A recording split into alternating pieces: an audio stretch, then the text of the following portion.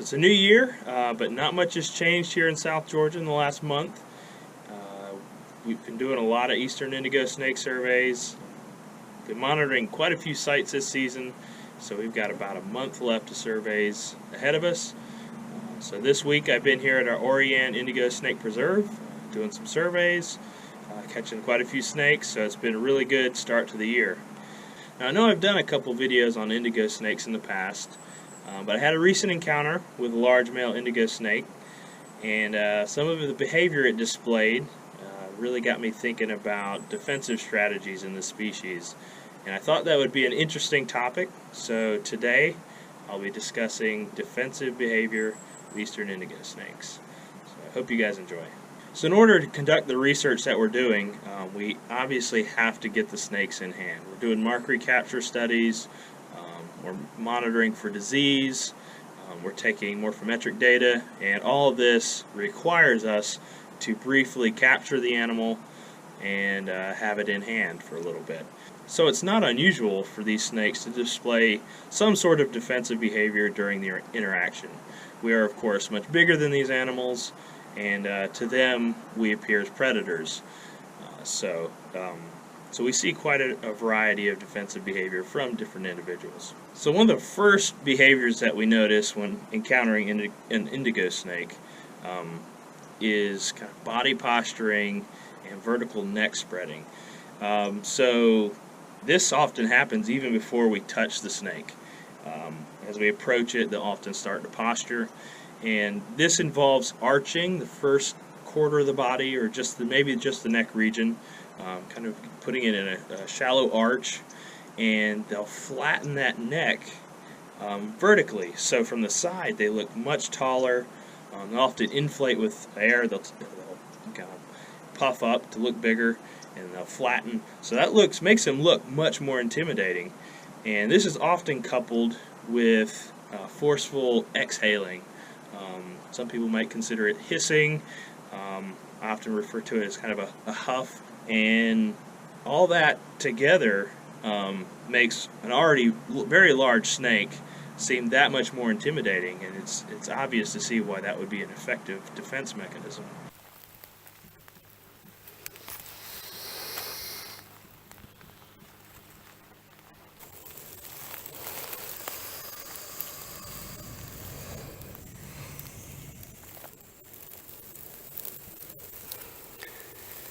Now this vertical neck flattening is not something you see very often in snakes in North America. It happens very seldom, but in other regions of the world it's a very common defensive posture, but it's here in the southeast. Indigos are about the only snake that will do it with any sort of regularity.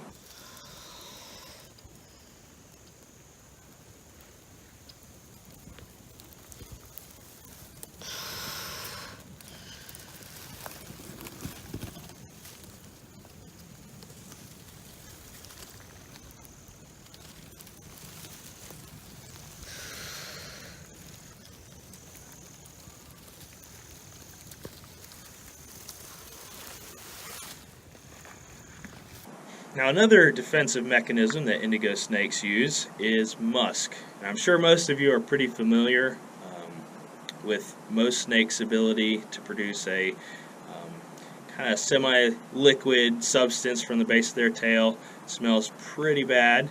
Well, indigo snakes are no different. They have their own unique flavor. Smells pretty unique. Can't even really describe it, but it is quite pungent. So once we pick up a snake, we're pretty much guaranteed to smell like musk for the rest of the day. Indigos are pretty quick to just smear us with that. It smells pretty bad, so I would imagine it tastes pretty terrible too.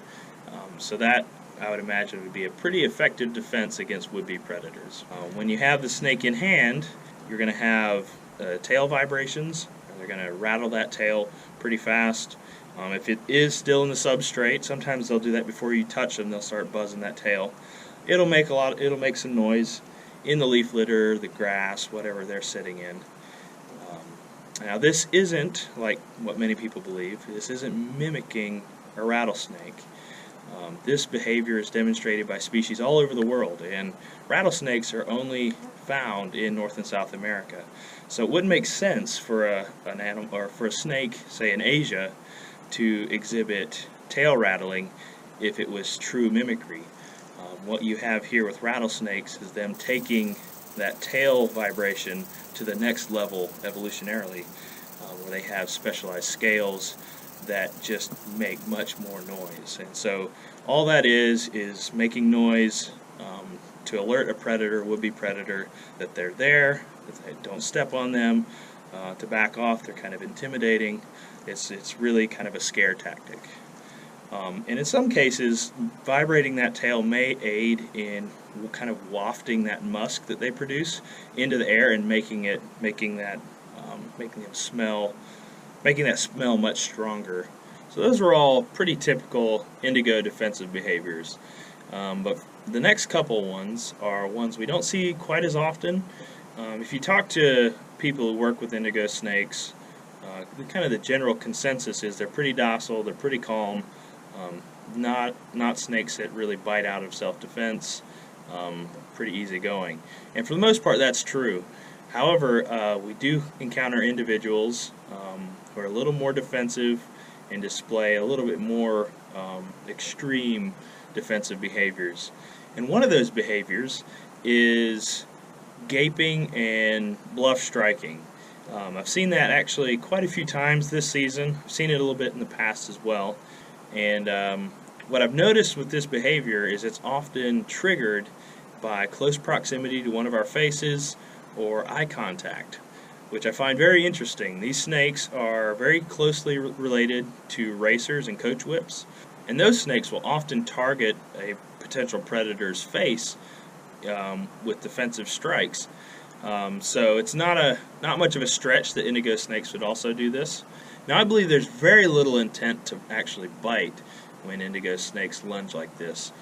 I've had them kind of glance off my pants or my shirt, or even kind of lunge at me when I'm a good distance away and there's no real possibility of them even making contact with me. And then just recently I thought I'd test this. We had a big male, I was inspecting it, and he lunged once or twice at my face, open mouth, and I put my arm up, offered my arm, and got a little closer, and he actually hit my arm, but just bounced off of it, open mouth, never bit down. So I think this is primarily a bluffing defense mechanism. So very cool that they actually are doing this, but it's primarily a bluff.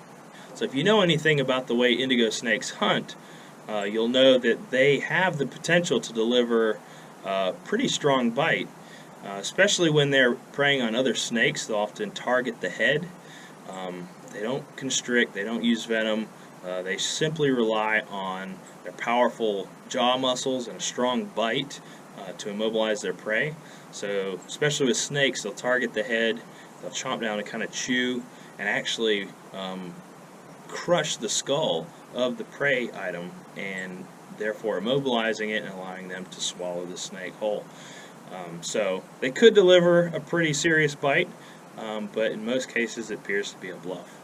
Now, speaking of bites, it doesn't happen very often, but indigos can definitely deliver a defensive bite. In my past 3 years of indigo snake surveys, I had been bitten once by a small neonate. We were measuring it, and it took a little chew on my finger. Barely even broke the skin. It was pretty funny. But that was it until last week. I encountered a 6.5-foot male indigo. Picked it up. It did its typical posturing. It exhaled at me a little bit, squirmed. Nothing out of the ordinary. No lunging, no gaping. I went to put it in a bag so I could weigh it, and as I approached with the bag in hand, it latched on to my index finger right at the knuckle. It held on for about 15 seconds and then released.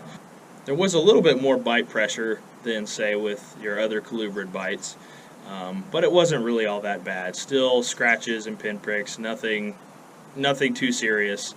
Kind of just laughed about it as it happened. But that is proof that these snakes can actually bite in self-defense.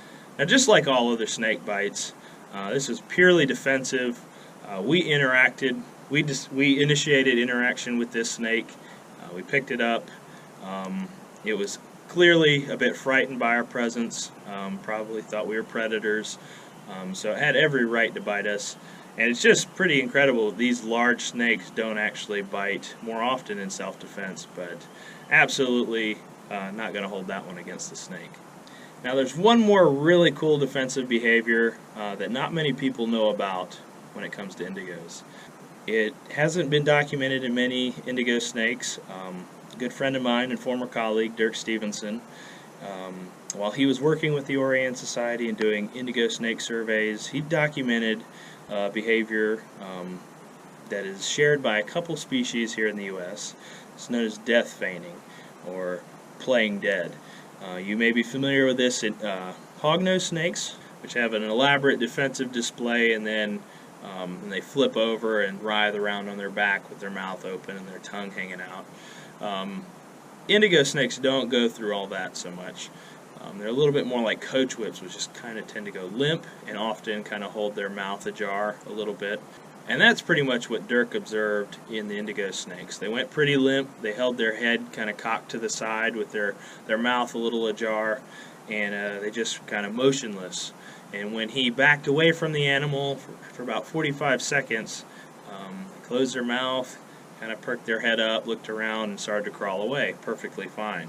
And he actually observed that multiple times, which is really, really fascinating to see such a large animal that can be so intimidating with other defensive displays rather resort to playing dead.